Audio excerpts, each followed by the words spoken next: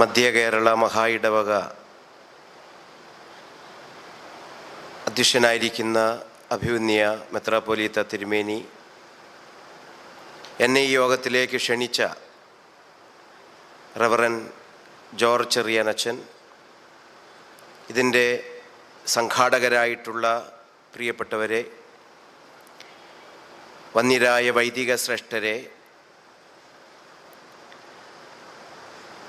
മിഷണറിമാർ, സുവിശേഷകർ, സമർപ്പിതർ, പ്രിയപ്പെട്ട കൊച്ചമ്മ, പ്രിയപ്പെട്ട പിതാക്കന്മാരെ, അമ്മമാരെ, സഹോദരന്മാരെ, സഹോദരിമാരെ, കുഞ്ഞുങ്ങളെ, ശബ്ദപരിധിയിലിരുന്ന് വചനം കേൾക്കുന്ന ഏവരുമേ, പ്രത്യേകാൽ ഗായക സംഘം, എല്ലാവർക്കും വീണ്ടും വരുന്നവനായ കർത്താവായ യേശുക്രിസ്തുവിൻ്റെ പരിശുദ്ധമായ നാമത്തിൽ സന്ധ്യാവന്ദനം നേരുക. നമ്മുടെ ഈ വർഷത്തെ അനുഗ്രഹീതമായ ഈ ജൂബിലി കൺവെൻഷൻ പെരുമഴ പോലെ ദൈവത്തിൻ്റെ വചനം പെയ്തിറങ്ങുന്ന കഴിഞ്ഞ ദിവസങ്ങൾ, ഇനിയുള്ള ചില മണിക്കൂറുകൾ നമ്മുടെ ഓരോരുത്തരുടെയും ആത്മീക ജീവിതത്തിന് ഇതൊരു പുതിയൊരു ചൈതന്യവും പ്രകാശവുമായി മാറണം. 2024 ആണ്ടിൽ ആരംഭ മാസത്തിൽ തന്നെ ദൈവവചനത്തിൽ നിന്ന് നാം വളരുമ്പോൾ, ജനുവരിയെല്ലാം കഴിഞ്ഞ് ഒരു ഡിസംബർ ഉണ്ടെന്നുള്ള നല്ലൊരു ഓർമ്മ നമ്മുടെ ജീവിതത്തിൽ ഉണ്ടാകേണ്ടതാണ്. വിത്ത് വിതയ്ക്കുന്ന അന്ന് തന്നെയല്ല ഫലം കൊയ്യുന്നത്. ഒരു കാത്തിരിപ്പിന് ശേഷം ഒരു കൊയ്ത്തിൻ്റെ കാലമുണ്ട്. പലപ്പോഴും വർഷാവസാനത്തിലെ പ്രാർത്ഥനകളിലും മാസങ്ങളിലെ യോഗങ്ങളിലും വലിയ ദുഃഖാർദ്രമായ കാര്യങ്ങളാണ് നമ്മൾ പലപ്പോഴും പറയാറ്. നഷ്ടപ്പെട്ടു പോയി, ഇനി നമുക്ക് നന്നാകാം, ഇനി നമുക്ക് കൂടുതൽ പ്രാർത്ഥിക്കാം, ഇനി നമുക്ക് കൂടുതൽ പ്രവർത്തിക്കാം. നേട്ടത്തിൽ നിന്ന് നഷ്ടത്തിലേക്ക് പോകുന്നത് ഒരു വിജയിച്ചവൻ്റെ ലക്ഷണമല്ല, അതൊരു പരാജയപ്പെട്ടവൻ്റെ ലക്ഷണമാണ്. പ്രത്യേകിച്ച് ഈ സഭയെ സംബന്ധിച്ചിടത്തോളം നമ്മുടെ സമൂഹത്തിന് ഈ സഭ നൽകുന്ന അതിമനോഹരമായ സേവനങ്ങൾ വളരെ വലുതാണ്. സമൂഹത്തിൻ്റെ നല്ല കെട്ടുറപ്പിന്, നമ്മുടെ രാജ്യത്തിൻ്റെ കെട്ടുറപ്പിന് ഈ സഭ നാളിതുവരെ നൽകിയിട്ടുള്ള സേവനങ്ങൾ, ക്രിസ്തീയ മിഷണറിമാർ നമുക്ക് നൽകിയിട്ടുള്ള അനുഗ്രഹീതമായ ദൈവവചനങ്ങളും അത് കൈമുതലാക്കി നമ്മുടെ കയ്യിൽ നൽകുവാൻ തക്കവണ്ണം അവർ സഹിച്ച ത്യാഗങ്ങളും വളരെ വലുതാണ്. ഇന്ന് കാലം മാറി, വർത്തമാന കാലഘട്ടത്തിൽ അല്പം കൂടെ സൗകര്യങ്ങളൊക്കെ ഏറിയപ്പോൾ നമ്മൾ പലപ്പോഴും വേദപുസ്തകം മാറ്റിവെച്ചിട്ട്, പ്രവൃത്തി മാറ്റിവെച്ചിട്ട് വാക്കുകൾ കൊണ്ട് ജീവിക്കുന്നവരായി നമ്മൾ എന്ന് പറഞ്ഞാൽ ക്രൈസ്തവ സമൂഹം ഈ നാളുകളിൽ അധപ്പതിച്ചു പോകുന്നു എന്നത് നമ്മുടെ നേരെ മറ്റുള്ളവർക്ക് വിരൽ ചൂണ്ടാൻ കാരണമായി തീരുന്നു എന്ന് ഞാൻ നിങ്ങളും ഓർക്കുകയും, ഈ വർഷാരംഭ മാസത്തിലെ ഈ വചനക്കൊയ്ത്ത് നല്ല നിലത്തു വീണ വിത്തുപോലെ നമ്മുടെ തലമുറകളിലേക്ക് അവർക്ക് കൊയ്തെടുക്കുവാൻ തക്കവണ്ണം സാക്ഷ്യമുള്ള നല്ല സഭാമക്കളായി തീരാൻ നമുക്ക് ഓരോരുത്തർക്കും ദൈവം ഭാഗ്യം നൽകട്ടെ എന്ന് വിനയത്തോടെ പ്രാർത്ഥിച്ചുകൊണ്ട്, ഇന്നത്തെ ധ്യാനത്തിനും പഠനത്തിനും ചിന്തയ്ക്കുമായി ഇന്നിവിടെ പാഠഭാഗമായി വായിച്ച എഫേസ്യ ലേഖനത്തിലെ 11 മുതൽ 22 വരെയുള്ള വേദവാക്യങ്ങളിലെ ഒരു വാക്യം മാത്രം നിങ്ങളുടെ ശ്രദ്ധയിൽ നമ്മൾ ഒന്നിച്ച് ധ്യാനിച്ച് പ്രാർത്ഥിക്കുവാനായിട്ട് ആഗ്രഹിക്കുകയാണ്. എഫേസ്യ ലേഖനം 2-ാം അധ്യായം 11 മുതൽ 22 വരെ, അതിൽ 13-ാമത്തെ വാക്യം മാത്രം ഇപ്പോൾ ഒന്ന് വായിക്കുകയാണ്. മുമ്പേ ദൂരസ്ഥരായിരുന്ന നിങ്ങൾ ഇപ്പോൾ ക്രിസ്തുയേശുവിൽ ക്രിസ്തുവിൻ്റെ രക്തത്താൽ സമീപസ്ഥരായി തീർന്നു. നമുക്ക് പ്രാർത്ഥിക്കാം. ഞങ്ങളുടെ ഉള്ളങ്ങളെ ഉള്ളതുപോലെ അറിയുന്ന ഞങ്ങളുടെ വാഴ്ത്തപ്പെട്ട കർത്താവേ, അനുഗ്രഹീതമായ ഈ സന്ധ്യയ്ക്കായി ഞങ്ങൾ നിന്നെ സ്തുതിക്കുന്നു. ഈ വചനകൂടാരത്തിൽ അഭിമന്യ പിതാവിനോടൊന്നിച്ച്, അവിടുത്തെ പ്രിയപ്പെട്ട അഭിഷിക്തരോടൊന്നിച്ച് വയൽ പ്രദേശങ്ങളിൽ നിനക്ക് വേണ്ടി വേല ചെയ്യുന്ന ദൈവദാസന്മാരോടൊന്നിച്ച് നിന്റെ മക്കളാകുന്ന ഞങ്ങൾ നിന്റെ വചന കേൾവിക്കായി ഓടിക്കൂടിയപ്പോൾ ശമൂവേൽ ബാലിനെ പോലെ അരുളി ചെയ്താലും അടിയൻ കേൾക്കുന്നു എന്ന പ്രാർത്ഥനയോടെ ഞങ്ങൾ ഓരോരുത്തരും വചനകൂടാരത്തിലായിരിക്കാൻ ഞങ്ങൾക്ക് ഭാഗ്യം നൽകണമെന്ന് പ്രാർത്ഥിക്കുന്നു. മോശ ചോദിച്ചതുപോലെ തിരുസാന്നിധ്യ ബോധം ഞങ്ങൾക്ക് നൽകണമേ എന്ന് പ്രാർത്ഥിക്കുന്നു. ഞങ്ങൾ കേൾക്കുന്നത് നിന്റെ വചനമാണ്, കേൾക്കുന്ന ഞങ്ങളും നിൻ്റേതാണ്. എന്നാൽ കേൾക്കുന്ന വചനവും നിൻ്റേതായി ഞങ്ങളും പലപ്പോഴും പൊരുത്തപ്പെട്ടു പോകുന്നില്ല എന്നുള്ള വലിയ വേദന ഞങ്ങളുടെ ഓരോരുത്തരുടെയും ജീവിതങ്ങളിൽ അനുദിനം അലട്ടിക്കൊണ്ടിരിക്കുന്ന ഈ വർത്തമാന കാലഘട്ടത്തിൽ നിന്റെ വചനത്തോട് ചേർന്ന് നിന്റെ മക്കളാകുന്ന ഞങ്ങളും ചേർന്ന് ജീവിപ്പാൻ, അങ്ങനെ നീ ആഗ്രഹിക്കുന്ന വിധം നഷ്ടപ്പെട്ടു പോകുന്ന ആത്മാക്കളെ നിനക്ക് വേണ്ടി നേടുവാൻ, ഈ ഭൗമലോകത്തിലെ ഏതിനേക്കാളും സ്വർഗലോകത്തിലെ നിത്യതയെ ലക്ഷ്യം വെച്ച് യാത്ര ചെയ്യുന്ന വിളിക്കപ്പെട്ട ദൈവമക്കളായി തീരാൻ ഞങ്ങളെ സഹായിക്കണമേ. ഈ സഭയ്ക്ക് നേതൃത്വം നൽകുന്ന അഭിമന്യ പിതാവിനെ നാഥ കുടുംബമായി നിന്റെ കരങ്ങൾ സമർപ്പിക്കുന്നു. നിന്റെ ജനത്തെ നയിപ്പാനുള്ള ശക്തിയും കരുത്തും ബലവും പ്രാർത്ഥനയും നോമ്പും ഉപവാസവും ദൈവസന്നിധിയിൽ വിശുദ്ധമായ ജീവിതവും ധാരാളമായി കൊടുത്ത് നിന്റെ മക്കളെ നേരായ വഴിയിൽ നടത്തുവാൻ അഭിമന്യ പിതാവിന് കരുത്തും ശക്തിയും ബലവും നൽകണമെന്ന് പ്രാർത്ഥിക്കുന്നു. ശുശ്രൂഷകൾക്ക് നേതൃത്വം വഹിക്കുന്ന പ്രിയപ്പെട്ട അഭിഷിക്തന്മാരെ സമർപ്പിക്കുന്നു.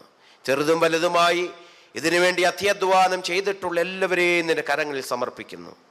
ഇന്ന് വചനം കേൾക്കുന്ന നിന്റെ കുഞ്ഞുങ്ങൾ മനോഭാരത്തിലോ വേദനയിലോ ദുഃഖത്തിലോ നിരാശയിലോ ഏതെങ്കിലും വിധത്തിൽ അസ്വസ്ഥത അനുഭവിക്കുന്നവരുണ്ടെങ്കിൽ അവരെല്ലാം നിന്റെ വചനത്താൽ ഒന്ന് സ്പർശിച്ച് സമാധാനത്തോടെ അവരെ ആശീർവദിച്ചയക്കണമേ. ഈ ബൈബിൾ കൺവെൻഷൻ ആരംഭിച്ച നാൾ മുതൽ ഇന്ന് വരെയും ഞങ്ങളോട് ഇടപെട്ട കൃപയ്ക്കായി സ്തോത്രം.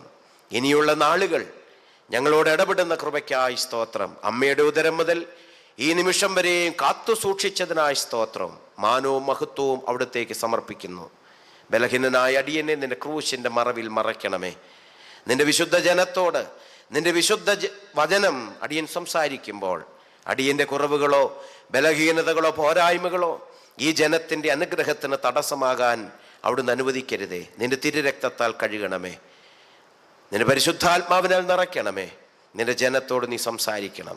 യേശുവിൻ്റെ നാമത്തിൽ ചോദിക്കുന്നത് കൃപയോടെ കേട്ടരുളണം സ്വർഗസ്ഥ പിതാവേ, ആമീൻ. വളരെ സുപരിചിതമായ ഒരു വേദശകലമാണ് നാം വായിച്ചത്. ഒരു കാലഘട്ടങ്ങളിൽ സുവിശേഷ പന്തലുകളിൽ അലയടിച്ചുകൊണ്ടിരുന്ന വലിയ ശക്തമായ ഒരു ദൈവവചനമായിരുന്നു ഇത്. ഈ കാലഘട്ടങ്ങളിൽ പലപ്പോഴും ഇങ്ങനെയുള്ള വേദവാക്യങ്ങൾ കേൾക്കാനില്ല. പ്രസംഗിക്കുന്നവരും പ്രസംഗം കേൾക്കാനിരിക്കുന്നവരും ആഗ്രഹിക്കുന്നത്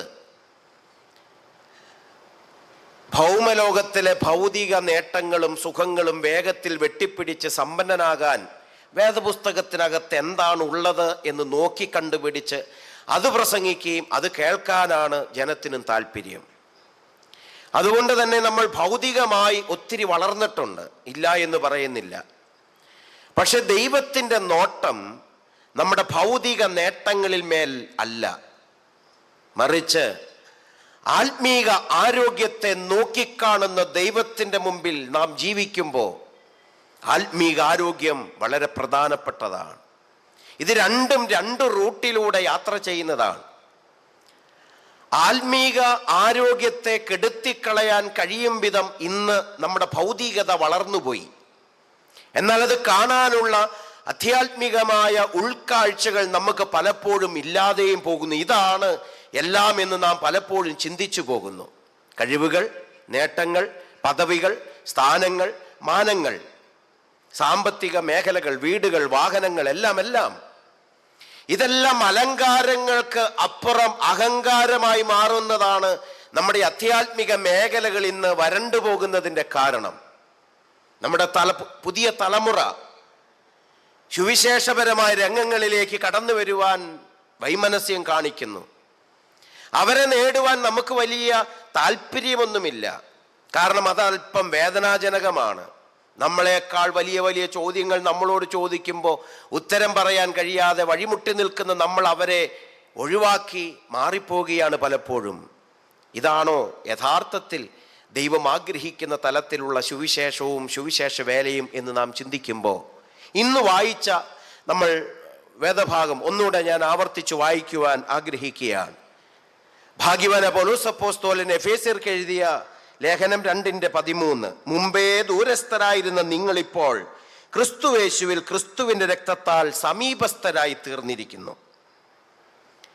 ഇതൊരു ബൈബിൾ കൺവെൻഷനാണ്. ഈ ബൈബിൾ കൺവെൻഷനിലാണ് ഈ വചനം നാം വായിക്കുകയും ഈ വചനത്തിന് വേണ്ടി പ്രാർത്ഥിക്കുകയും ഈ വചനം എൻ്റെ വ്യക്തിപരമായ ജീവിതങ്ങളെ സ്വാധീനിക്കുവാൻ നമ്മൾ സമർപ്പിതരാകുകയും ചെയ്യേണ്ടത്. അതുകൊണ്ട് തന്നെ നമ്മുടെ ബൈബിൾ കൺവെൻഷനുകൾ അനുഭവങ്ങളായി മാറാൻ പ്രധാനമായും 2 കാര്യങ്ങൾ മർമ്മപ്രധാനമായി നാം ഓർത്തിരിക്കണം. ഒന്ന്, ഇത് നമുക്കുള്ള ഒരവസരമാണ്. 2, ഇത് ചില ഓർമ്മപ്പെടുത്തലുകളാണ്. അവസരങ്ങൾ എന്ന് പറയുന്നത് അനുകരണാർഹമായ മാതൃക നൽകിയ ധന്യനായ യേശുക്രിസ്തുവിനെ ഓർക്കുകയും അവൻ്റെ ധന്യമായ ജീവിതം ധ്യാനിക്കുകയും ചെയ്യാനുള്ള അവസരം. നമ്മുടെ മറ്റു യാതൊരു ഭൗതിക നേട്ടങ്ങളും പർവ്വതീകരിപ്പിക്കാനുള്ള സ്ഥലമല്ല ബൈബിൾ കൺവെൻഷൻ. പ്രസംഗിക്കുന്ന വ്യക്തിയാണെങ്കിലും അദ്ദേഹത്തിൻ്റെ പാണ്ഡിത്യമോ കഴിവോ സൗന്ദര്യമോ അദ്ദേഹത്തിൻ്റെ മറ്റ് ക്വാളിറ്റികളോ വിളിച്ചു പറയാനുള്ള വേദിയല്ല ബൈബിൾ കൺവെൻഷൻ. ഇന്ന് പലപ്പോഴും നമ്മൾ വചനം തേടുന്നത് മുള്ളുകളുടെ ഇടയിലാണ്. നമ്മൾ ഇന്ന് പലപ്പോഴും വചനം വിതയ്ക്കുന്നത് പാറപ്പുറത്താണ്. നമ്മൾ ഇന്ന് പലപ്പോഴും വചനത്തെ തേടിപ്പോകുന്നത് വഴിയരികിലാണ്. നമുക്കിഷ്ടമല്ലാത്ത വേദനാജനകമായ ഒരുക്കപ്പെട്ട പാഠങ്ങളെ ഒരുക്കുവാൻ വൈമനസ്യം കാണിക്കുന്ന ക്രൈസ്തവ ലോകം, അങ്ങനെയുള്ളൊരു പരാജയപ്പെട്ട മേഖലകളുടെ നടുവിൽ അവസരങ്ങൾ, യേശുക്രിസ്തുവിൻ്റെ ധന്യമായ ജീവിതത്തെ ധ്യാനിക്കുവാനും അവനെ ഓർക്കുവാനുമുള്ള നല്ല അവസരമാണ്. ഈ അവസരങ്ങളെ പ്രയോജനപ്പെടുത്തേണ്ടത് നമ്മുടെ ഓരോരുത്തരുടെയും ഉത്തരവാദിത്വമാണ്. കാരണം ഇത് നമുക്ക് പാഴാക്കാനുള്ള അവസരമല്ല. പിന്നീട് ഇത് നമുക്ക് ലഭിച്ചു എന്ന് വരില്ല. കഴിഞ്ഞ വർഷം ഒരുപക്ഷെ ഈ ബൈബിൾ കൺവെൻഷൻ ഇവിടെ നടത്തിയിട്ടുണ്ടാകാം, ഇല്ലെങ്കിൽ വ്യത്യസ്ത സ്ഥലങ്ങളിൽ നടന്നിട്ടുണ്ടാകാം. അന്ന് ആ ബൈബിൾ കൺവെൻഷനിൽ സംബന്ധിച്ച പലരും ഈ വർഷം നമ്മളോട് കൂടെ ഇല്ല. ഇനി ഈ വർഷം ഇരിക്കുന്ന നമ്മൾ എത്ര പേർ അടുത്ത വർഷം ഉണ്ടാകും? ഇനിയൊരു വചന ശുശ്രൂഷ കേൾക്കാൻ നമുക്ക് ആയുസ്സുണ്ടാകുമോ? നമ്മുടെ ജനനവും നമ്മുടെ ജീവിതവും നമ്മുടെ മരണവും ദൈവത്തിൻ്റെ ഉള്ളംകരങ്ങളിലാകയാൽ ഇതിനകത്തൊന്നും ഒരു പരിമിതി വയ്ക്കുവാൻ നമുക്ക് സാധ്യമല്ല. അതുകൊണ്ട് തന്നെ എൻ്റെ ജീവിതത്തിൻ്റെ അവസാനത്തെ വചന കേൾവിയാണ് ഇതെന്നുള്ള ബോധ്യത്തോടെ വചനകൂടാരത്തിൽ കടന്നു വരുന്നവൻ്റെ ഉള്ളങ്ങളാണ് യഥാർത്ഥത്തിൽ ഒരുക്കപ്പെട്ട നിലങ്ങളെന്ന് ധ്യാനിക്കാൻ നമുക്ക് കഴിഞ്ഞാൽ, പ്രസംഗിക്കുന്ന പ്രാസംഗികൻ്റെയോ പറയുന്ന വിഷയങ്ങളുടെയോ ഒന്നും വലിപ്പമൊന്നും നമുക്കൊരു വിഷയമല്ല. പറയുന്ന വചനത്തിനകത്ത് ജീവിക്കുന്ന ഒരു വ്യക്തി കർത്താവായ യേശു ക്രിസ്തു, അതാണ് നമുക്ക് പ്രധാനമായിട്ടുള്ളത്. അതുകൊണ്ട് തന്നെ ഇത് പാഴാക്കരുത്. പാഴാക്കിയാൽ പിന്നീട് ലഭിച്ചു എന്ന് വരില്ല. നമ്മുടെ ജീവിതത്തിൻ്റെ അവസാനത്തെ യാത്രകളിലൂടെ നാം കടന്നു പോകുകയാണ്. ദൈവവിളിയോട് പ്രതികരിച്ച അബ്രഹാമിനെ നമുക്കറിയാം. ദൈവം വിളിച്ചു, വിളിയോട് പ്രതികരിച്ചു. ആ ദൈവത്തെ സ്വന്തമാക്കാൻ സകലതും വിട്ടുകൊടുത്ത അബ്രഹാമിന് ദൈവം കൊടുത്തത് തലമുറകളെയാണ്. ഇന്നും അബ്രഹാമിന്റെ സന്തതികൾ എന്ന് വിശേഷിപ്പിക്കുന്ന നാം,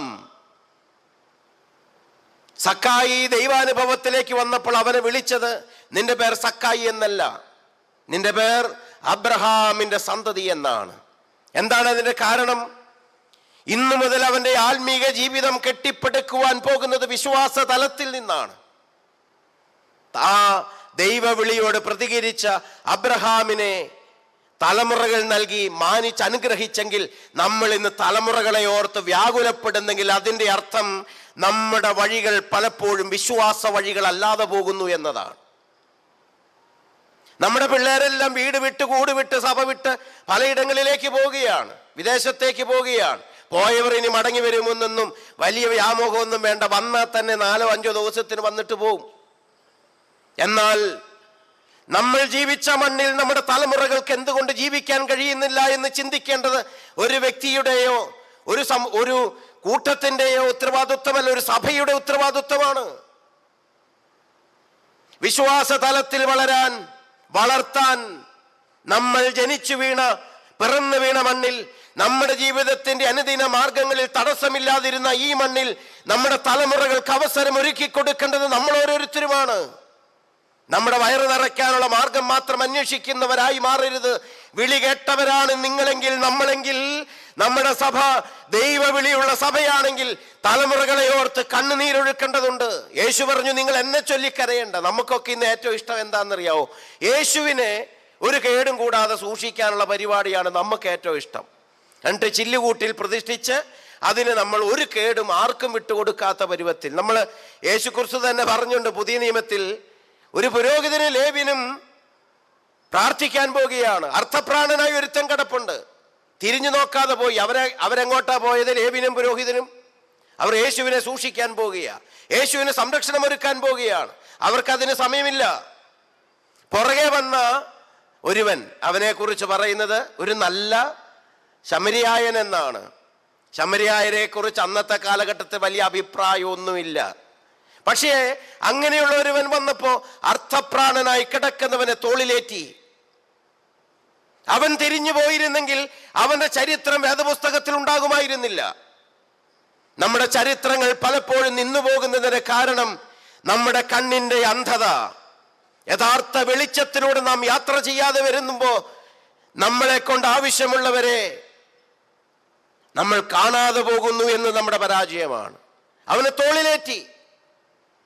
തോളിലേറ്റി അവനൊരു സത്രത്തിൽ കൊണ്ടാക്കി. ലേവ്യനും പുരോഹിതനും അപ്പോൾ എവിടെയാ? ഞാനിങ്ങനെ വിചാരിക്കുകയാണ്, ബഹുമാനപ്പെട്ട അച്ഛന്മാരെന്നോട് ക്ഷമിക്കണം, അവരപ്പോൾ പള്ളിയിൽ ചെന്ന് ചിലപ്പോൾ കുർബാന ചെല്ലുകയായിരിക്കും. അപ്പോഴാണ് പുറകെ ഒരു നല്ല ശമരിയായൻ ഒരുത്തരം ചുമന്നുകൊണ്ട് വരുന്നു, സത്രത്തിലേൽപ്പിച്ചു. ഞാൻ ചുരുക്കി പറയുമ്പോൾ, ഈ അർത്ഥപ്രാണനായി ആരും സഹായമില്ലാതെ വഴിയരികിൽ ഒറ്റപ്പെട്ടു പോകുന്ന ജീവിതങ്ങളെ ഈ നല്ല ശമരിയായൻ സത്രത്തിലേൽപ്പിച്ചെങ്കിൽ അത് നഷ്ടപ്പെട്ടു പോകുന്ന ഓരോ വ്യക്തിയെയും സഭയെ ക്രിസ്തു ഏൽപ്പിച്ചതിന് തുല്യമായി കാണാൻ നമ്മുടെ കണ്ണുകൾ പലപ്പോഴും വെളിച്ചത്തെ ഊതിക്കെടുത്തുന്നവരായി മാറുകയാണ്. അത് തിരിച്ചറിയുന്നത് ആ സത്രം എന്ന സഭയ്ക്ക് ആ നല്ല ശമരിയായൻ 2 നാണയങ്ങളാണ് കൊടുത്തത് അവനെ ചികിത്സിക്കാൻ. അങ്ങനെയല്ലേ വേദപുസ്തകത്തിൽ? അത് 2 നാണയങ്ങൾ. എന്താണ് ഈ അർത്ഥപ്രാണനായി കിടക്കുന്നവനെ ചികിത്സിക്കാൻ 2 നാണയം മതിയാകുമോ? നല്ല ശമരിയായന്റെ ജീവിതത്തിൽ അവന് സൗഖ്യപ്രാപ്തിക്ക് 2 നാണയം മതി. എന്താണ് ഈ 2 നാണയം? പോക്കറ്റിലെയോ പേഴ്സിലെയോ പണമല്ല അവൻ എണ്ണിക്കൊടുത്തത്. ആ നല്ല ശമരിയായൻ എന്ന് പറയുന്നത് വിശുദ്ധ വേദപുസ്തകത്തിൽ നല്ലവൻ ഒരുവനെയുള്ളൂ. വെളിപാട് പുസ്തകം 5-ാം അധ്യായം 1 മുതലുള്ള വാക്യങ്ങളിൽ വായിക്കുമ്പോഴും യോഗ്യനൊരുവനെയുള്ളൂ എന്നാ വായിച്ചത്. സ്വർഗത്തിലും ഭൂമിയിലും എവിടെയും യോഗ്യനായി ആരെയും കാണായികയാൽ മൂപ്പന്മാർ കരഞ്ഞപ്പോൾ യോഗ്യനായി ഒരുവനെ മാത്രമേ കണ്ടുള്ളൂ. ആ നല്ലവനായ യേശുവാണ് നല്ല ശമരിയക്കാരനായി അർത്ഥപ്രാണനായി കിടക്കുന്നവനെ തോളിലേറ്റിയത്. നടക്കാൻ കഴിയാത്തവനെ, ആരും സഹായമില്ലാത്തവനെ. എന്നിട്ട് 2 നാണയം താൻ എണ്ണിക്കൊടുത്തത് ഈ സഭയ്ക്ക് അവൻ വിഭജിച്ചു നൽകിയ അവന്റെ ശരീരവും അവന്റെ രക്തവുമാണ്. അത് കൈമുതലായ ഈ സഭ, നമ്മുടെ സഭകൾ, അതിനെ പ്രയോജനപ്പെടുത്താൻ കഴിയാത്തതാണ്. സഭയിൽ നിൽക്കേണ്ടവൻ, നമ്മുടെ കുടുംബത്തിൽ നിൽക്കേണ്ടവൻ, നമ്മുടെ കൂട്ടായ്മയിൽ നിൽക്കേണ്ടവൻ, മാതാപിതാക്കളോട് ഒന്നിച്ചായിരിക്കേണ്ട നമ്മുടെ തലമുറ സത്രത്തിലാകാതെ ഇന്നും പെരുവഴിയിലായി കിടക്കുന്നതിന്റെ കാരണം സഭയുടെ സ്വത്തായ തിരുശരീര രക്തങ്ങൾ അതിൻ്റെ സാധ്യതകളെ നാം പലപ്പോഴും മറന്നുപോകുന്നു. ക്രിസ്തു നമ്മെ ഏൽപ്പിച്ച ഉത്തരവാദിത്വങ്ങൾ പലപ്പോഴും മറന്നുപോകുന്നു. അതിനെ പ്രയോജനപ്പെടുത്തിയവനാണ് അബ്രഹാം. മൽക്കിസദേക്കിലൂടെ അപ്പവീഞ്ഞുകൾ ഭക്ഷിച്ചവൻ. എത്രയോ ശ്രേഷ്ഠമായ പദവികളാണ് അവൻ ഇന്ന് അലങ്കരിക്കുന്നത്. ഇതാണ് അബ്രഹാമിന്റെ ജീവിതത്തിലെ അവസരങ്ങളെ പ്രയോജനപ്പെടുത്തുക. മറ്റൊരു വ്യക്തിയെയും കൂടെ ഞാൻ വേഗത്തിലൊന്ന് പരിചയപ്പെടുത്തുകയാണ്. ഏലിയാവ് എന്ന് പറയുന്ന മനുഷ്യൻ. ഏലിയാവേ, നിനക്കിവിടെ എന്ത് കാര്യം? വലിയൊരു കുറ്റാരോപണം അവന്റെ മേൽ ആരോപിക്കുന്നുണ്ടെങ്കിലും കർമ്മേലിന്റെ കൊടുമുടിയിൽ 840 ബാലിന്റെ പ്രവാചകന്മാരുടെ മുമ്പിൽ വെച്ച് ഇസ്രായേലിന്റെ ദൈവമാരെന്ന് തെളിയിച്ച ഏക പ്രവാചകനായി നിന്ന ദൈവത്തിന്റെ അഭിഷിക്തൻ. ഞാൻ നിസാരക്കാരനാണെന്ന് പറയുന്നതല്ല ഒരു ദൈവവിശ്വാസിയുടെ ലക്ഷണം. എന്നെ കൊണ്ട് കഴിയില്ല എന്ന് പറയുന്നതല്ല, അത് ഭീരുത്വമാണ്. എന്നെ കൊണ്ട് സാധിക്കും, എൻ്റെ ദൈവം എന്നോട് കൂടെയുണ്ടെങ്കിൽ, ദൈവത്തിന് അസാധ്യമായി ഒന്നുമില്ല എങ്കിൽ അതെന്റെ ജീവിതത്തിലൂടെ പ്രവർത്തിക്കാൻ കഴിയുമെന്ന് ധൈര്യത്തോടെ, ചങ്കൂറ്റത്തോടെ അതിനെ ഏറ്റെടുത്തുകൊണ്ട് വലതുകാൽ വെക്കുന്നവനായിരിക്കണം ഒരു സത്യക്രിസ്ത്യാനി, ഒരു ദൈവ പൈതൽ. ക്രിസ്തുവിന്റെ രക്തത്താൽ വീണ്ടെടുക്കപ്പെട്ട ദൈവ കുഞ്ഞുങ്ങളാകുന്ന നാം 840 പേർ ഇന്നുണ്ടായിരുന്നെങ്കിൽ അവർ നമ്മെ തുണ്ടമായി മുറിച്ച് അവരുടെ ബലിപീഠത്തിൽ കാളയ്ക്ക് പകരം നമ്മെ യാഗമർപ്പിച്ചേനെ. മാനത്തോടിരിക്കുന്ന മനുഷ്യൻ വിവേകഹീനനായാൽ നശിച്ചു പോകുന്ന മൃഗങ്ങൾക്ക് തുല്യമായി മനുഷ്യൻ അധപ്പതിച്ചു പോകുന്നു. എന്തുകൊണ്ട്?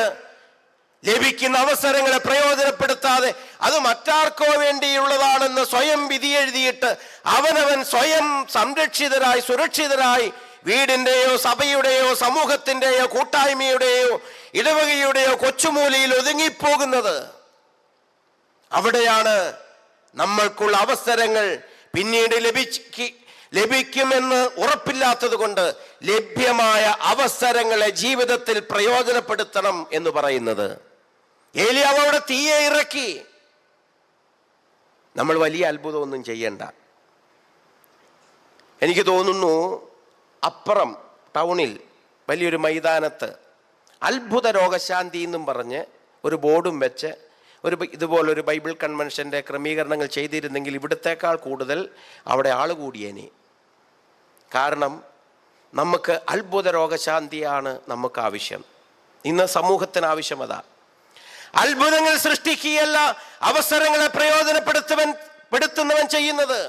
സാധാരണ കാര്യങ്ങളെ സാധാരണ രീതിയിൽ ചെയ്യുന്ന പ്രവൃത്തി, ചെയ്യുന്ന രീതി അല്ലെങ്കിൽ ചെയ്യുക എന്നതാണ് അവസരങ്ങളെ പ്രയോജനപ്പെടുത്തുക. അത്ഭുതങ്ങളെ സൃഷ്ടിക്കുകയൊന്നും ആവശ്യമില്ല. ഞാൻ ഇങ്ങനെ വിശ്വസിക്കുന്നു, ഒരു ക്രിസ്ത്യാനിക്കും ഒരത്ഭുതവും ചെയ്യാൻ കഴിയില്ല. കാരണം ഈ അത്ഭുതം വരുന്നത് എവിടുന്ന? ദൈവത്തിൽ നിന്നാ. ദൈവം ചെയ്യുന്നത് അത്ഭുതമാണോ?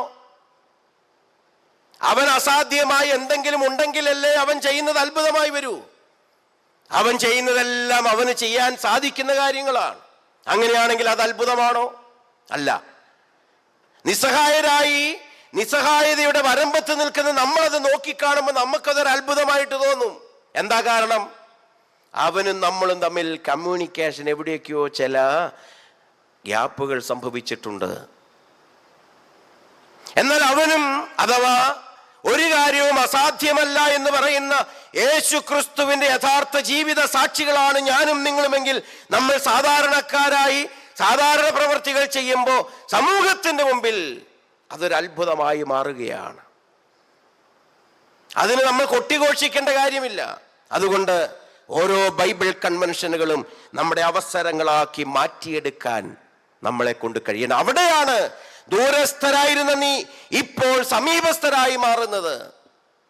ദൂരെയായിരുന്നു, ഇപ്പോൾ ഇതാ അടുത്തുണ്ട്. രണ്ടാമത്തെ ബൈബിൾ കൺവെൻഷന്റെ പ്രധാനപ്പെട്ട കാര്യങ്ങളിൽ രണ്ടാമത്തെ കാര്യം അതൊരു ഓർമ്മപ്പെടുത്തലാണ്. ഓരോ ബൈബിൾ കൺവെൻഷനുകളും ആഴമേറിയ ആധ്യാത്മികമായ അനുഭവങ്ങളായി മാറണമെന്ന ഓർമ്മപ്പെടുത്തൽ. ഓരോ ബൈബിൾ കൺവെൻഷനുകളും ആഴമേറിയ ആധ്യാത്മികമായ അനുഭവങ്ങളായി മാറണം.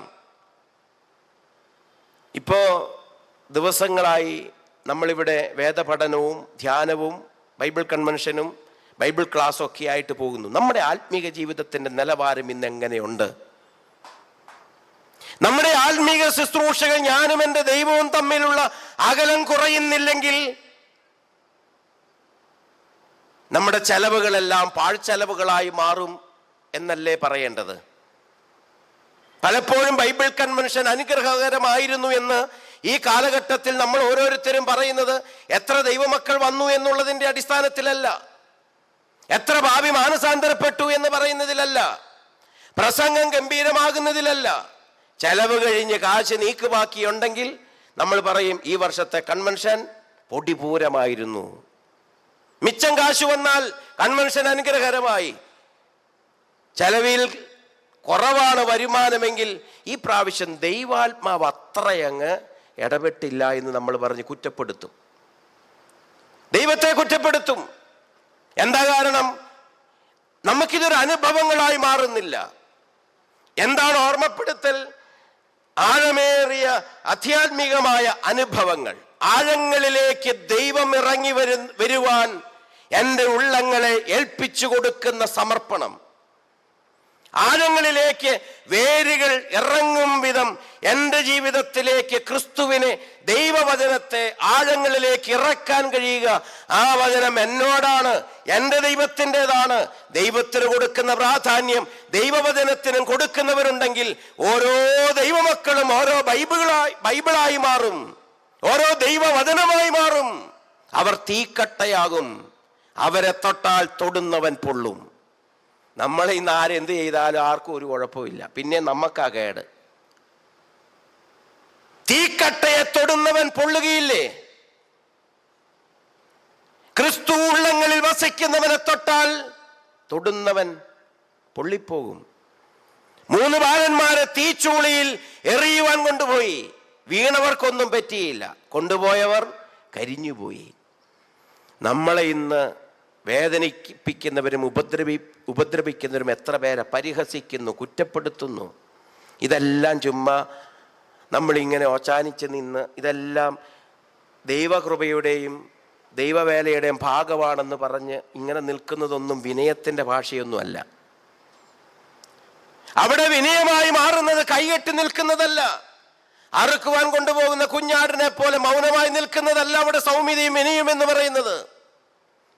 പിന്നെയോ എന്നെ തൊടുന്നവൻ കരിഞ്ഞു പോകുന്ന കരിക്കട്ടയായി മാറുകയല്ല, എന്നെ തൊടുന്നവൻ എന്നെ പോലെ കരിക്കട്ടയായി മാറാൻ ഞാൻ കത്തിജ്വലിക്കുന്ന ദീപശിഖയായി മാറുന്നതാണ് നമ്മുടെ പ്രതികാരം.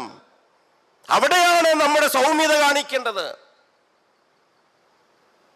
തീ, അഗ്നി. ഡമാസ്കസിന്റെ പടിവാതിക്കൽ പിടഞ്ഞു വീണ ശൗൽ എങ്ങനെ പൗലോസായി? അഗ്നിയാകുന്ന ദൈവം അവനെ സ്പർശിച്ചപ്പോൾ, അഗ്നിയായ ദൈവശബ്ദത്തെ ശൗൽ സ്പർശിച്ചപ്പോൾ അവൻ അടുത്ത മിഷണറിയായി മാറി, ജാതികളുടെ അപ്പോസ്തോലനായി മാറി. നമ്മൾ ഇന്ന് ഒരു മിഷണറിയെ, ഒരു പട്ടക്കാരനെ, ഒരു സുവിശേഷകനെ ഒരു പള്ളിയിൽ നിന്ന് കിട്ടണമെങ്കിൽ എന്തോരം മൈക്കിൽ കൂടെ അനൗൺസ് ചെയ്ത് സർക്കുലർ അയച്ച് എന്തൊക്കെ ചെയ്താലാ? എന്നിട്ട് തന്നെ ഒരെണ്ണത്തിനെ കിട്ടാൻ ഇന്ന് പാടാ. അവിടെയാണ് നാം തിരിഞ്ഞൊന്ന് നോക്കേണ്ടത്. അഗ്നിയായി മാറിയാൽ നിന്റെ സഭ, നമ്മുടെ സഭയിലെ ഓരോ വ്യക്തിയും ഓരോ മിഷണറിമാരായി മാറും. വേദപഠനം നമുക്കുണ്ട്. നിങ്ങൾക്ക് എത്ര ക്ലാസ് വരെ ഉണ്ടെന്നറിയില്ല. ഞങ്ങൾക്ക് 12ാം ക്ലാസ് വരെയുണ്ട്, നിങ്ങൾക്ക് 12 വരെയുണ്ട്. 12 വരെ പഠിക്കുന്ന നമ്മുടെ കുഞ്ഞുങ്ങൾ 12ാം ക്ലാസ് കഴിയുമ്പോൾ എത്ര പേർ ദൈവവേലയ്ക്ക് വേണ്ടി സമർപ്പിതരാകുന്നുണ്ട്? 12ാം ക്ലാസ് വരെ അച്ഛന്മാരുടെയും മിഷണറിമാരുടെയും ദൈവദാസിമാരുടെയും നേതൃത്വത്തിൽ വേദപുസ്തകം പഠിച്ചിട്ട് 12ാം ക്ലാസ് പഠിച്ചു കഴിഞ്ഞ് പുറത്തേക്ക് ഇറങ്ങുമ്പോൾ എനിക്കൊരു വൈദികനാകണം, എനിക്കൊരു ബിഷപ്പാകണം, എനിക്കൊരു മിഷണറി ആകണം, എനിക്കൊരു സുവിശേഷകനാകണം. 12ാം ക്ലാസ് കഴിയുമ്പോഴത്തേനും അതുവരെ ഉണ്ടായിരുന്ന പള്ളിയിലെ അടുപ്പങ്ങളിൽ നിന്ന് അവർ അകന്നു പോകുന്നു. ഇവിടെ ചില ഓർമ്മപ്പെടുത്തലുകൾ, ആഴമായ ആത്മീക അനുഭവങ്ങൾ നമ്മുടെ ആരാധനകളിൽ ഉണ്ടാകണം. ആഴമായ ആത്മീക അനുഭവങ്ങൾ നമ്മുടെ പ്രാർത്ഥനയിൽ ഉണ്ടാകണം.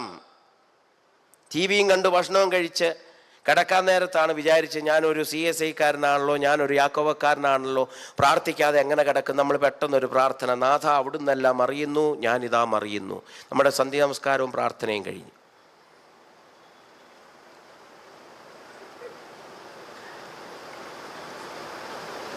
ദഹനക്കേട് വന്നപ്പോഴാണ് പ്രാർത്ഥിച്ചില്ലല്ലോ എന്നോർത്തെ. ഞാനതുകൊണ്ട് പലപ്പോഴും എല്ലാ കൺവെൻഷനിലും മിക്കയിടത്തും പറയാറുണ്ട്, വലിയ സുവിശേഷത്തിൻ്റെ ഒന്നും ആവശ്യമില്ല. നമ്മളൊരു പുതിയ വീടും ഒക്കെ വയ്ക്കുമ്പോൾ എല്ലാ ഫർണിച്ചറും മേടിക്കും വീട്ടിൽ, ഇല്ലേ? ഫർണിച്ചറൊക്കെ മേടിക്കും. എന്നാൽ എന്നേക്ക് നമുക്ക് ആവശ്യമുള്ളൊരു ഫർണിച്ചർ ഒരിക്കലും നമ്മൾ മേടിക്കത്തില്ല. ഞാനത് പറഞ്ഞപ്പോൾ തന്നെ നിങ്ങൾക്കറിയാം എന്നാന്ന്. ഒരു ശവപ്പെട്ടിയാണ്, അല്ലേ? നമ്മൾ ഡൈനിങ് ടേബിൾ മേടിക്കും, ചെയർ മേടിക്കും, ഒരു കാറ് തന്നെ മേടിച്ച അഡീഷണൽ എത്ര ലക്ഷങ്ങൾ മുടക്കിയാണ് ചെയ്യണേ. അപ്പോൾ പിന്നെ നമുക്ക് സുന്ദരമായിട്ട് അടങ്ങി ഒതുങ്ങി കിടക്കാൻ കഴിയുന്ന ഒരു പെട്ടിയും കൂടെ മേടിച്ചു വെച്ചാൽ എന്നാ കുഴപ്പം? ഈ പെട്ടിയിൽ തന്നെ ഞാൻ കിടക്കുന്നതെന്ന് ഓർത്തങ്ങ് ആശ്വസിക്കാമല്ലോ, ഒരു നല്ല പെട്ടിയെങ്കിലും. ഇന്നത്തെ മക്കൾ ഏത് രീതിക്ക് മേടിക്കുന്നു നമുക്കൊരു ഉറപ്പും ഇല്ലാത്തതുകൊണ്ടൊന്ന് മേടിച്ചു വയ്ക്കുന്നത് നല്ലതാണ്.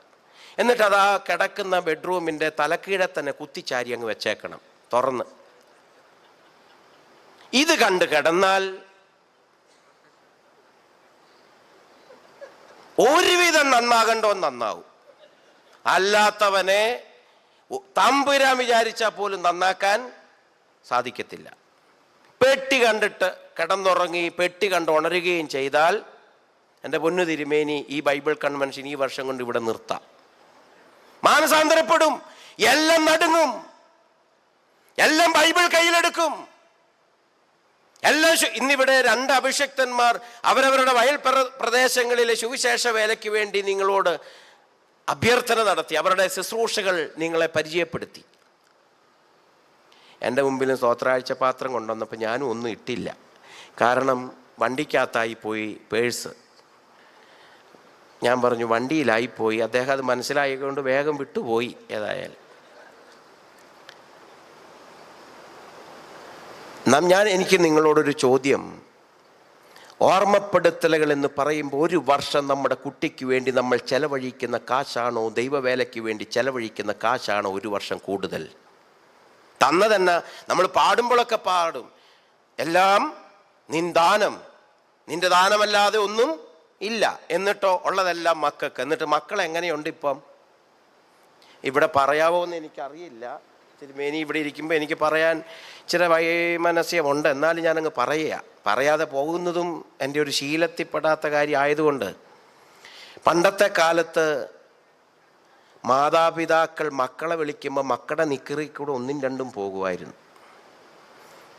ഇന്ന് മക്കൾ കാർന്നോന്മാരെ വിളിക്കുമ്പോൾ പണ്ട് മക്കൾക്ക് പോയത് ഇന്ന് കാർന്നോന്മാർക്ക് പോവും. ഈ പല കാർന്നോന്മാർ നേരത്തെ കാലത്ത് വീട്ടിൽ വരാത്തതിൻ്റെ കാരണം അതാ. ദൈവവേലയ്ക്ക് കൊടുക്കാതെ, സഭയ്ക്ക് കൊടുക്കാതെ, ഇടവകയിൽ കഷ്ടത അനുഭവിക്കുന്ന പട്ടക്കാരുണ്ടെങ്കിൽ, ഞങ്ങളുടെ പള്ളിയിൽ അച്ഛൻ കീറിയ കുപ്പായിട്ടാണ്, അങ്ങേക്ക് നല്ലൊരു കുപ്പായം മേടിച്ചു കൊടുത്തുകൂടെ? നമ്മുടെ മക്കളെല്ലാം ഗൾഫിലോ അമേരിക്കയിലോ യൂറോപ്പിലോ. എന്നാൽ മക്കൾ ഇങ്ങോട്ട് വരുമ്പോൾ പള്ളിയിൽ അച്ഛനുണ്ട്, ഒരു 10 കുപ്പായത്തിന് തുണി കൊണ്ടുപോകാൻ മോനെ എന്ന് പറയണ്ടേ? അത് പറയില്ല. മക്കൾക്ക് സമ്പാദിക്കേണ്ടെന്നൊന്നും ഞാൻ പറയുന്നില്ല. ചില ഓർമ്മപ്പെടുത്തലുകൾ നമ്മുടെ ജീവിതത്തെ സ്പർശിക്കണം. നിങ്ങളുടെ ഇടവകയിലെ നിങ്ങൾക്ക് വേണ്ടി, നിങ്ങളുടെ തലമുറകൾക്ക് വേണ്ടി കരങ്ങൾ ഉയർത്തി മുട്ടുമേൽ നിന്ന് കണ്ണുനീരോടെ പ്രാർത്ഥിക്കുന്ന പുരോഹിതനെ കരുതാത്ത കുടുംബങ്ങൾ നമ്മുടെ സമൂഹത്തിലും ഇടവകയിലും ഉണ്ടെങ്കിൽ നിങ്ങൾ സമ്പാദിക്കുന്നത് നിങ്ങളുടെ മക്കൾക്ക് എങ്ങനെ അനുഭവിക്കാൻ കഴിയും എന്നൊന്നും നിങ്ങൾ സ്വയം ചിന്തിക്കുക. നിങ്ങളുടെ വീടുകളിൽ കയറിയിറങ്ങി ദൈവത്തിന് വചനം ഉയർത്തിപ്പിടിച്ച് ദൈവവചനം പറഞ്ഞു വരുന്ന സുവിശേഷകർക്ക് അവർക്ക് ആവശ്യത്തിനുള്ളത് എന്തെങ്കിലും കരുതാൻ നിർവാഹമുണ്ടായിട്ടും കരുതാതെ കണ്ണടച്ച് ടാറ്റയും ബൈബൈയും പറഞ്ഞു വിടുന്ന കുടുംബങ്ങളെ അവരുടെ മനസ്സും ഹൃദയവും വയറും നിറയ്ക്കാതെ അവരെ യാത്രയാക്കുന്നുണ്ടെങ്കിൽ എന്നെ കേൾക്കുന്ന മാതാപിതാക്കളോട് പറയാനുള്ളത്, നമ്മൾ ഇന്ന് ഒറ്റപ്പെട്ടു പോകുന്നതിൽ അതിശയോക്തി വിചാരിക്കേണ്ട കാര്യമില്ല. സഭയിൽ എത്രയോ ദാരിദ്ര്യം നിറഞ്ഞ പള്ളികളുണ്ടാകും. സഭയിൽ എത്രയോ നിർധനരായ പെൺകുട്ടികളുണ്ടാകും, വീടില്ലാത്തവർ. എനിക്കിപ്പോൾ വലിയ അതിശയോക്തി തോന്നുന്ന ഒരു കാര്യമാണ്. നമ്മളെ സംരക്ഷിക്കുന്നത് ആര്? ദൈവം. പള്ളിയെ സംരക്ഷിക്കുന്നത് ആര്? ദൈവം. സഭയെ സംരക്ഷിക്കുന്നത് ആര്? ദൈവം. ഇതൊക്കെ നമ്മൾ പുറമേ പറയും. എന്നിട്ട് 5 കോടി മുടക്കി പള്ളി പണിതിട്ട് പള്ളിയെ സംരക്ഷിക്കുന്ന ദൈവത്തെ സംരക്ഷിക്കാൻ മുകളിൽ കാന്തം പിടിപ്പിക്കും നമ്മൾ. എന്ത് വിശ്വാസം? ഇടിവെട്ടി പോയാൽ പോട്ടെ എന്ന് വെക്കണമെന്നേ. എൻ്റെ വിശ്വാസം, ഞാൻ പണിയുന്ന ഒറ്റ പള്ളിയിലും ഒരു കാന്തവും പിടിപ്പിക്കാൻ ഞാൻ പോകാറില്ല. പോയാൽ പോട്ടെ എന്ന് വെക്കും. കാരണം ദൈവത്തിന് സംരക്ഷിക്കാൻ പറ്റുന്നില്ല, പിന്നെ എന്നെ കൊണ്ട് പറ്റുമോ? നമ്മൾ ഈ ലോകത്തിന് കൊടുക്കുന്ന സന്ദേശം എന്താ? നമ്മുടെ തലമുറകൾക്ക് കൊടുക്കുന്ന സന്ദേശം എന്താണ്? ഇവിടെയാണ് ആത്മീയ അനുഭവങ്ങളായി, ആഴമേറിയ ആത്മീയ അനുഭവങ്ങളായി നമ്മുടെ ജീവിതം മാറുന്നില്ല എന്ന് അച്ഛൻ പറയാൻ കാരണം. ബൈബിൾ കൺവെൻഷൻ നടത്തി വരുന്ന അച്ഛന്മാർക്കെല്ലാം കൈമുത്തും കൊടുത്ത് ഭക്ഷണവും കൊടുത്ത് അവരെ നന്നായി സ്വീകരിച്ച് നന്നായി ഇരുത്തി നന്നായി യാത്രയാക്കി. ഇതൊക്കെ നല്ല കാര്യം തന്നെ, മാതൃകാപരമായ കാര്യം തന്നെ. പക്ഷെ നമ്മുടെ ജീവിതത്തിൽ മുടക്കുന്നതിന് പ്രയോജനം വേണം. പ്രസംഗിക്കുന്ന ദൈവവചനത്തിന് പ്രയോജനം വേണമെന്ന് ആഗ്രഹിക്കുന്നില്ല ഞാനെങ്കിൽ ഞാൻ പറയുന്നത് വെറും ജൽപ്പനങ്ങളായി മാറും. നിങ്ങൾ കേൾക്കുന്ന ദൈവവചനം നിങ്ങളുടെ തലമുറകളിലേക്ക് പകർന്നു കൊടുക്കാൻ നിങ്ങൾ വൈമനസ്യം കാണിക്കുന്നുണ്ടെങ്കിൽ നിങ്ങളുടെ ആയുസ് പോയി എന്ന് കൂട്ടിയാൽ മതി. നമ്മുടെ സഭയിൽ എത്രയോ കാശ് കെട്ടിയിരിപ്പുണ്ട്. നിങ്ങളുടെ സഭയിൽ എനിക്കറിയാൻ പാടില്ല. ഇടവകളിൽ എത്രയോ കെട്ടിയിരിപ്പുണ്ട്. എന്നിട്ട് ഇതിനെല്ലാം നമ്മൾ മതിൽക്കെട്ടും വയ്ക്കും. പള്ളിക്ക് മതിൽക്കെട്ട്, പള്ളിയുടെ നാൾ വഴി കണക്കിന് മതിൽക്കെട്ട്, സഭയിലെ കണക്കിന് മതിൽക്കെട്ട്. ഞാൻ പറഞ്ഞു, ഈ മതിൽക്കെട്ടെല്ലാം പൊളിയണം. സാമ്പത്തിക ശേഷിയുള്ള ഇടവകയിലെ മിച്ചം കാശ് സാമ്പത്തികമില്ലാത്ത പള്ളികൾക്ക് വിതരണം ചെയ്യാനുള്ള മനസ്സ് കാണിക്കുന്നതായിരിക്കണം നമ്മുടെ സമുദായം. സഭയിലെ മിച്ചം വരുന്ന കാശ്, സമുദായത്തിലെ മിച്ചം വരുന്ന കാശ് നിർധനരായവർക്ക് വേണ്ടി വെച്ചു വിളമ്പാൻ മനസ്സ് കാണിക്കുന്നതായിരിക്കണം. നമ്മൾ എന്തിനാ മതിൽക്കെട്ടുകൾ കെട്ടുന്നത്? മതിൽക്കെട്ട് കെട്ടിയാൽ ഓർത്തോണം, ഞാൻ വേഗത്തിൽ സമയം പോകുന്നുണ്ട്, വേഗത്തിൽ പറയുകയാ. മതിൽക്കെട്ട് പണിതാൽ നമ്മുടെ ചുറ്റും ഒരു മതിൽക്കെട്ടുണ്ടാകും. ഇപ്പം അച്ഛന്മാർ നന്നായി പ്രാർത്ഥിച്ചു എന്നോർത്തോണ്ട് സ്വർഗത്തിൽ പോകുമെന്ന് നിങ്ങൾ വിചാരിക്കണ്ട. ഇപ്പം ഞങ്ങൾ പ്രാർത്ഥിക്കും, ബിഷപ്പുമാരും പ്രാർത്ഥിക്കും, അത് ഞങ്ങളുടെ ഉത്തരവാദിത്വവും കടമയും.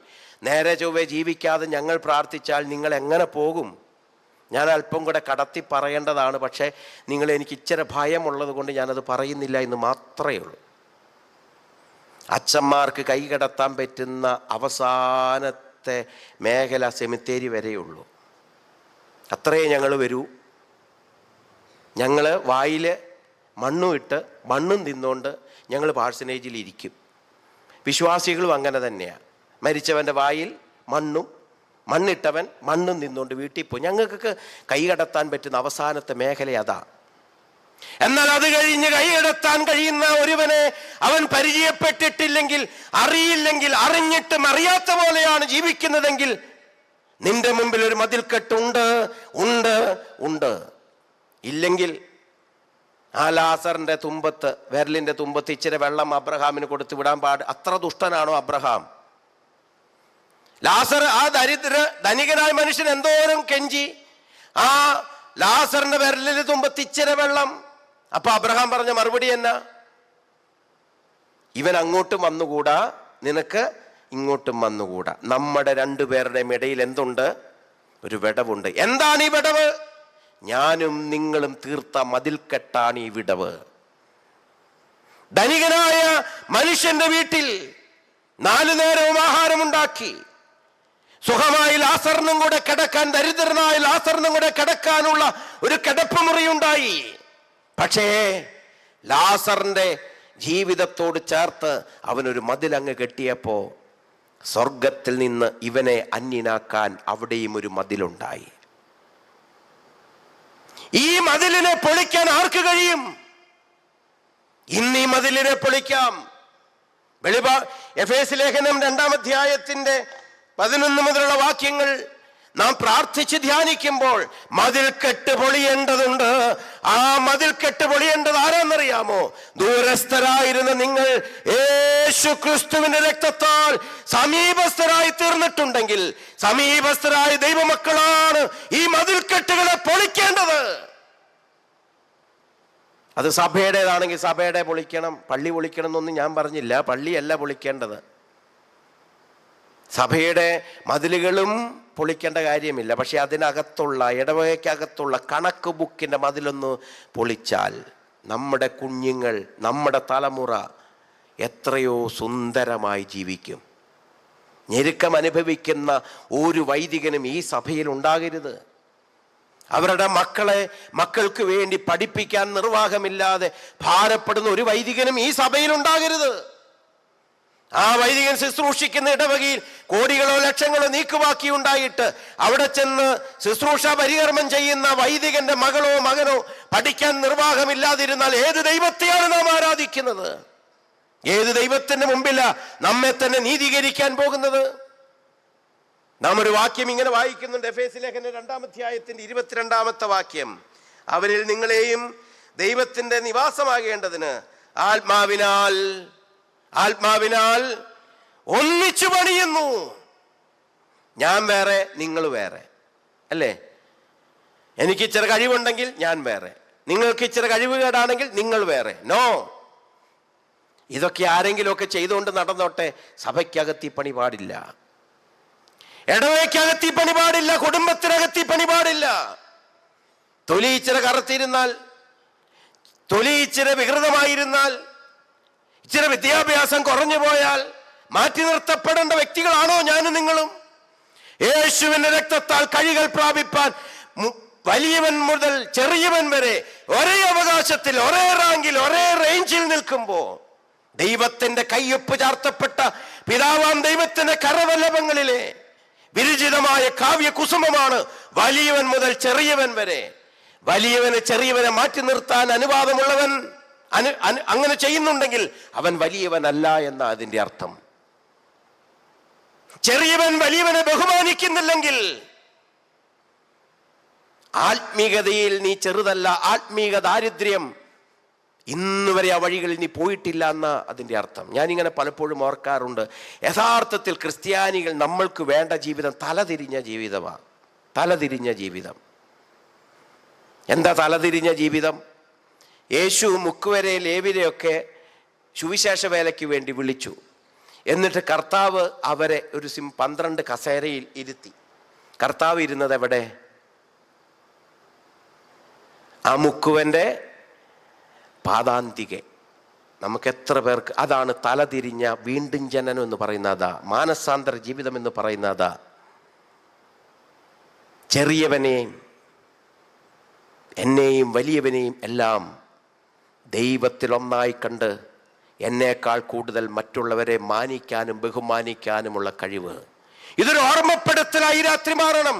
ഇല്ല എങ്കിൽ നാം കുറിവാക്യമായി വായിച്ച എഫേസ്യ ലേഖനം 2:13 മുമ്പേ ദൂരസ്ഥരായിരുന്ന നിങ്ങളിപ്പോൾ ക്രിസ്തുവേശുവിൽ ക്രിസ്തുവിന്റെ രക്തത്താൽ സമീപസ്ഥരായി തീർന്നു. ഈ ഒരു മഹത്വവും വലിമയും ക്രിസ്തുവിനില്ലായിരുന്നെങ്കിൽ നമ്മുടെ അവസ്ഥ എന്താകുമായിരുന്നു? ചിന്തിച്ചു നോക്കിയേ.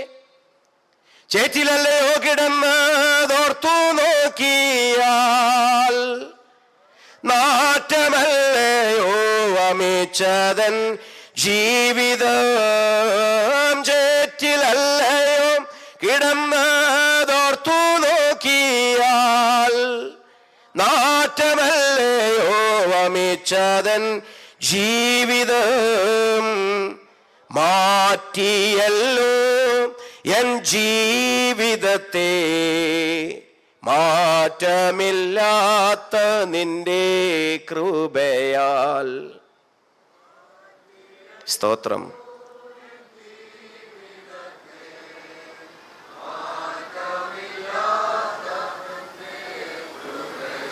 യേശു വികാരങ്ങൾക്ക് കീഴ്പ്പെടുന്നവനല്ല. നമ്മൾ പ്രാർത്ഥിച്ച് നടുക്കമൊക്കെ ഉണ്ടാക്കി ശരീരഭാഷ കൊണ്ട് പലതൊന്നും കാണിച്ചാൽ അതിനകത്തൊന്നും, ആ കുപ്പിക്കകത്തൊന്നും അവൻ ഇറങ്ങുമെന്ന് ഞാൻ വിശ്വസിക്കുന്നില്ല. മറിച്ച് അനുദപിക്കുന്ന പാപിയുടെ മുമ്പിൽ അവൻ വിനയപ്പെടും. നമുക്കുണ്ടാകേണ്ട മനോഭാവം അതാണ്. ചേറ്റിലാണ് ഞാൻ കിടന്നത്, കുഴിയിലാണ് ഞാൻ കിടന്നത്, എന്നാൽ എന്നെ അവിടുന്നൊക്കെയും മാറ്റിയത് ദൈവത്തിൻ്റെ കൃപ. ആ കൃപയാണ് വലിയവനായ ദൈവം മനുഷ്യനാകാൻ കാണിച്ച കൃപ. ആ കൃപയാണ് വലിയവനായ ദൈവം വെറും കാലിത്തൊഴുത്തിൽ കിടക്കാൻ കാണിച്ച മനസ്സ്. ആ കൃപയാണ് കാലിത്തൊഴുത്തിൽ നിന്ന് കാൽവറിയിലേക്ക് അവൻ നടന്നു നീങ്ങിയത്. ആ കൃപയാണ് മരിച്ചതിന് ശേഷം മരിച്ച മൃതന്മാരുടെ അടുക്കൽ സുവിശേഷം അറിയിക്കാൻ ചെന്ന കൃപ. ആ കൃപയാണ് പാതാളത്തിൽ നിന്നും നമ്മെ തേടി വീണ്ടും വരികയും ആ കൃപയാണ് നമുക്ക് വേണ്ടി വാസസ്ഥലമൊരുക്കുവാൻ സ്വർഗത്തിലേക്ക് അവൻ പോവുകയും ചെയ്തത്. ആ കൃപയുടെ പ്രത്യക്ഷ വെളിപ്പാടിന് വരാൻ പോകുന്നു. പോയിടത്ത് നിന്നും പോയതുപോലെ വീണ്ടും വരും. ദൈവത്തിന് സ്തോത്രം. അതുകൊണ്ട് ആ വലിയ കൃപ നമ്മളോട് കാണിച്ചാൽ, ഞാൻ ഒറ്റ കാര്യം നിങ്ങളോട് പറയുന്നുള്ളൂ, വലിയവനായ ദൈവം ചെറിയവനായ മനുഷ്യനാകാൻ കഴിഞ്ഞെങ്കിൽ മനുഷ്യരായ നമ്മൾക്ക് നല്ലൊരു ശമരിയാക്കാരനാകാൻ, നല്ലൊരു മനുഷ്യനാകാൻ, പദവിയും സ്ഥാനമൊന്നും വേണ്ട, നല്ലൊരു മനുഷ്യനാകാൻ, അതിനുവേണ്ടി ദൂരസ്ഥരായിരുന്ന നിന്നെ യേശുവിൻ്റെ രക്തത്താൽ, കാൽവറിയിലെ രക്തത്താൽ എന്താക്കി മാറ്റി? ആരോട് സമീപസ്ഥനാക്കി? സഭയോടല്ല, ഇടവകയോടല്ല, മറിച്ച് ദൈവത്തോടും സ്വർഗരാജ്യത്തോടും സമീപസ്ഥമാക്കി നിന്നെ വെച്ചു.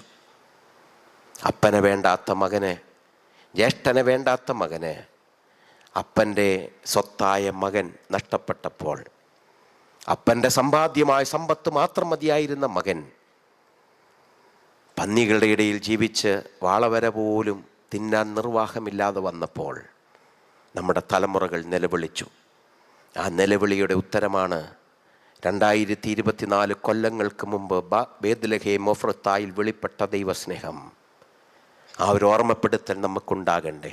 നമ്മുടെ പൂർവികർ നിലവിളിച്ച നിലവിളിയുടെ ഉത്തരം നമ്മുടെ തലമുറകളിലേക്ക് നമ്മൾ നിലവിളിക്കുന്നില്ലെങ്കിൽ നമ്മുടെ തലമുറകളുടെ ഹൃദയമാകുന്ന പുൽക്കൂട്ടിൽ യേശു എങ്ങനെ ജനിക്കും? അതുകൊണ്ട് വായിച്ച വേദവാക്യം, മുമ്പേ ദൂരസ്ഥരായിരുന്ന നിങ്ങൾ സമീപസ്ഥരായി, ഒറ്റ അടിസ്ഥാനമേ ഉള്ളൂ, അത് യേശുവിൻ്റെ കാൽവറിയിലെ രക്തം മാത്രമാണ്. നമ്മുടെ കോട്ട അതാണ്, നമ്മുടെ ആയുധം അതാണ്.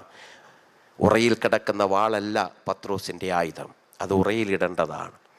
നമ്മുടെ ആയുധം യേശുവിൻ്റെ രക്തമാണ്. രക്തത്താൽ ജയം, രക്തത്താൽ വിടുതൽ, രക്തത്താൽ മോചനം. ആ യേശുവിൻ്റെ രക്തക്കൊട്ടയുടെ വളപ്പിൽ നാം മറഞ്ഞാൽ, ദൂരസ്ഥനായിരുന്ന ഞാൻ സമീപസ്ഥനായി യേശുവിൻ്റെ രണ്ടാം വരവുവരെയും ആ സമീപയായിരിക്കാൻ നമുക്ക് കഴിയും. അതുകൊണ്ട് ക്രിസ്തുവിൻ്റെ നിത്യമണവാട്ടിയായി, നിത്യമണവാളനായി ക്രിസ്തുവിനെ പുൽകാൻ നമുക്കൊരുങ്ങാം. അതിൽ പൗലോസ് അപ്പോസ്തലൻ നൽകിയ ഈ അവകാശപ്പെടുത്തലിൻ്റെയും ഓർമ്മപ്പെടുത്തലും നമ്മുടെ ജീവിതത്തിൽ മറന്നു പോകാതിരിക്കട്ടെ. നമ്മുടെ തലമുറയ്ക്ക് വേണ്ടി കണ്ണുനീരൊഴുക്കിയ, നമുക്ക് വേണ്ടി കണ്ണുനീരൊഴുക്കിയ നമ്മുടെ മാതാപിതാക്കളുടെ പുണ്യമാണ് നമ്മൾ എന്ന ജീവിതം. നമ്മുടെ മക്കൾക്ക് നമ്മുടെ കണ്ണുനീർ വളമാകട്ടെ. നമുക്ക് പ്രാർത്ഥിക്കാം. സ്നേഹവാനായ ദൈവമേ, സ്വർഗസ്ഥ പിതാവേ, ഈ ദൈവവചനത്തിലൂടെ ഇന്ന് രാത്രി ഞങ്ങളോട് ഇടപെട്ട അവിടുത്തെ കൃപയ്ക്കായി സ്തോത്രം ചെയ്യുന്നു. ഞങ്ങളുടെ സഭയെയും ഞങ്ങൾക്കുള്ള സകലരെയും സകലത്തെയും നിന്റെ കരങ്ങളിൽ സമർപ്പിക്കുന്നു. അഭിയുന്ന പിതാവിനെ കുടുംബമായി സമർപ്പിക്കുന്നു. നേതൃത്വം വഹിച്ച എല്ലാ അഭിഷിക്തരെയും സമർപ്പിക്കുന്നു. ഈ രാത്രിയിൽ നിന്റെ വചനം കേട്ട നിന്റെ കുഞ്ഞുങ്ങളെയും നിന്റെ കരങ്ങൾ സമർപ്പിക്കുകയാണ്. നിന്റെ പരിശുദ്ധാത്മാവിനാൽ ഞങ്ങളെ നിറയ്ക്കണമേ.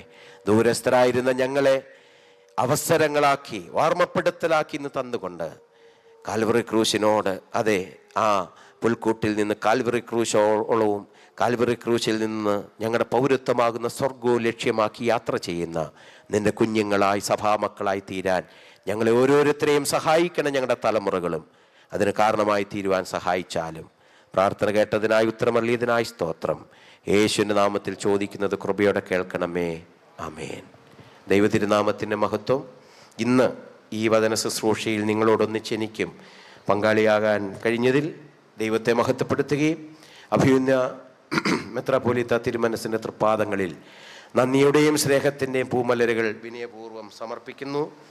എന്നെ ഇതിനായി ക്ഷണിച്ച റവറൻ ജോർജ് ചെറിയാൻ അച്ഛനോടുള്ള നന്ദി, സ്നേഹം പല പ്രാവശ്യം എന്നെ വിളിക്കുകയും ഈ കാര്യങ്ങൾ ഓർമ്മപ്പെടുത്തുകയും പ്രാർത്ഥിക്കുകയും ചെയ്തതിന് പ്രിയപ്പെട്ട അച്ഛനോട് നന്ദി പറയുന്നു. എല്ലാ വന്യരായ വൈദിക ശ്രേഷ്ഠരോടും ഈ സഭ മുഴുവനോടും നന്ദി, സ്നേഹാദരവുകൾ അറിയിച്ച് വാക്കുകളെ ഉപസംഹരിക്കുന്നു. ദൈവനാമം മഹത്വപ്പെടുമാറാകട്ടെ. Thank you. Good night.